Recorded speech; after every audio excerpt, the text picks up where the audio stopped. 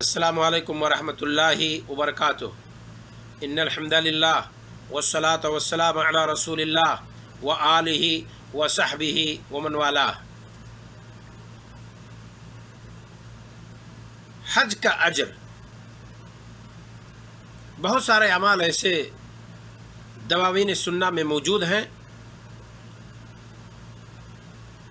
کہ جن کو بندہ اگر کرے تو اللہ رب العالمین اسے حج کا اجر دیتا ہے۔ یہاں ایک عمل میں ذکر کرتا ہوں اور وہ ہے خیر سیکھنے اور سکھانے کے لیے کسی شخص کا مسجد جانا۔ اگر اس نیت سے کوئی شخص مسجد جاتا ہے کہ وہاں کوئی بہتر علم خود سیکھنا ہے یا دوسرے کو سکھانا ہے، تو اللہ رب العالمین اس کی اس نیت کی رعایت کرتے ہوئے اس کے اس عمل پر اسے ایک حاجی کے حج کے برابر اجر دیتا ہے۔ ذرا دیکھیں اس تعلق سے حدیث کیا ہے۔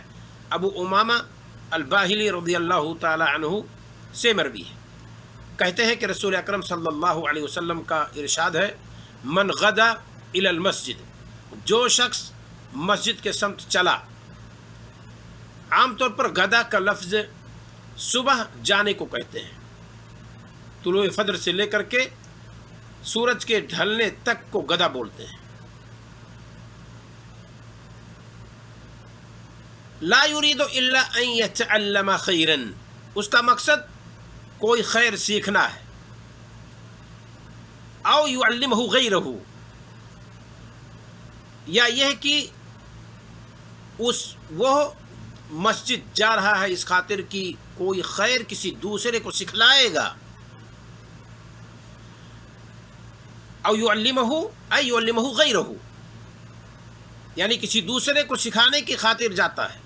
رسول اکرم صلی اللہ علیہ وسلم فرماتے ہیں، فاجرہ، ایسے بندے کا اجر کا اجر الحاج تامن حجتہ، اس حاجی کے اجر کے برابر ہے جس کا حج مکمل ہو چکا ہو اور اللہ رب العالمین نے جس کے حج کو قبول کر لیا ہو۔ جو اجر اس بندے کو ملے گا، اللہ رب العالمین اس بندے کو بھی وہ اجر دے گا جو کوئی خیر سیکھنے کی خاطر یا کسی دوسرے کو سکھانے کی خاطر مسجد جاتا ہے۔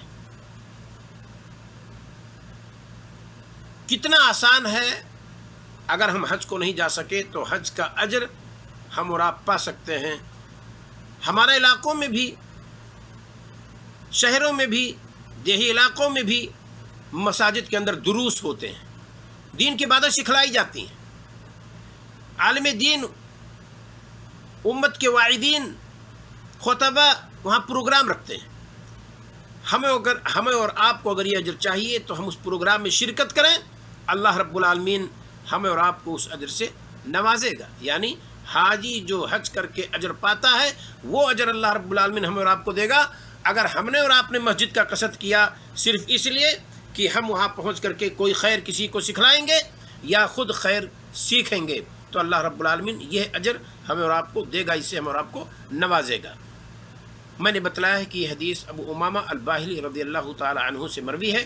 اسے ذکر کی ہے علامہ طبرانی رحمہ اللہ نے اپنی کتاب المعجم الکبیر کے اندر۔ حدیث کا نمبر ہے 7473۔ محدث عصر علامہ ناصر الدین البانی رحمہ اللہ کہتے ہیں کہ یہ حدیث حسن صحیح ہے۔ اسے دیکھنا چاہیں گے تو ترغیب و ترہیب کے اندر دیکھ سکتے ہیں، 86 نمبر کے تحت انہوں نے اسے ذکر کی ہے۔ اللہ رب العالمین ہمیں اور آپ کو خیر سیکھنے اور سکھانے کی خاطر مسجد جانے کی توفیق عطا فرمائے۔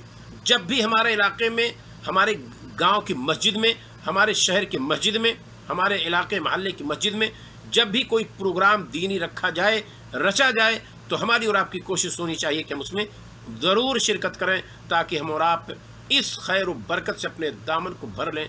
اللہ رب العالمین ہم سب کو اس کے توفیق عطا فرمائے۔ مولا، السلام علیکم ورحمۃ اللہ وبرکاتہ۔